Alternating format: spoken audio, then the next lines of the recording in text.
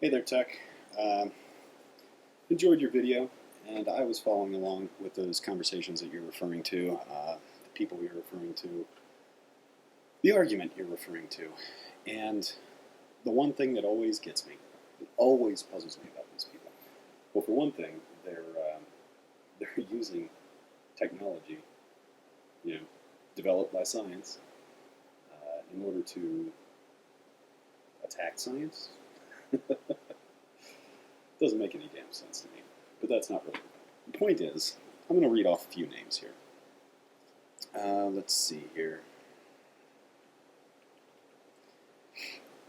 We've got George Jackson Mivart, fellow of the Zoological Society of London, did notable work on insectivora and became involved in the controversies with Charles Darwin.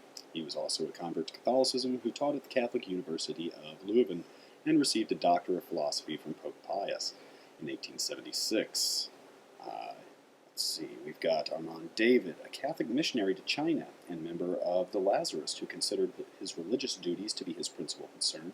He was also a botanist and a zoologist, and he described several species new to the West.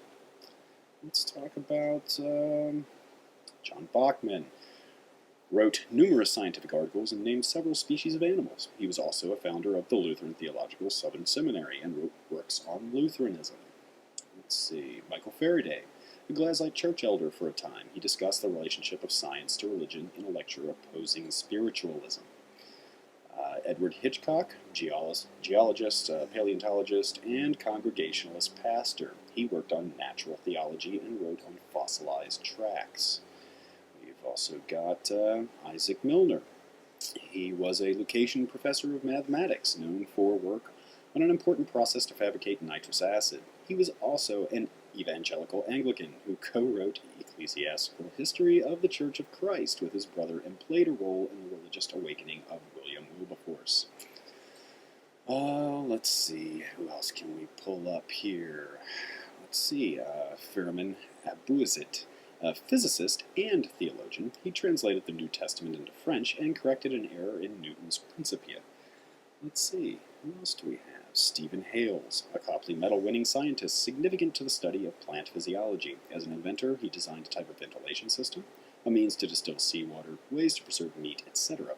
In religion, he was an Anglican curate who worked with the Society for the Promotion of Christian Knowledge and for a group working to convert black slaves in the West Indies. John Wallis, as a mathematician, he wrote Arithmetica Informatorimus, introduced the term continued fraction, worked on cryptography, helped develop calculus, and is further known for the Wallis product.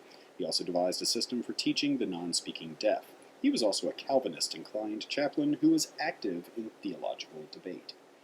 My point in this is I fail to understand why someone who is a theist feels that it is necessary for the health and survival of their theism, of their belief in God, to reject the natural world. This, to me, obviously, from these names I just read, this is not a notion shared by the great thinkers of theism. Which leads me to wonder, is this some sort of fundamentalist offshoot that hates science? I mean, is it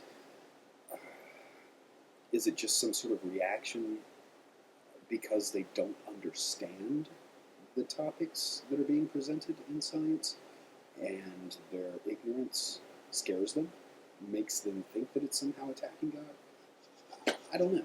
I don't get it. I have no concept, no clue.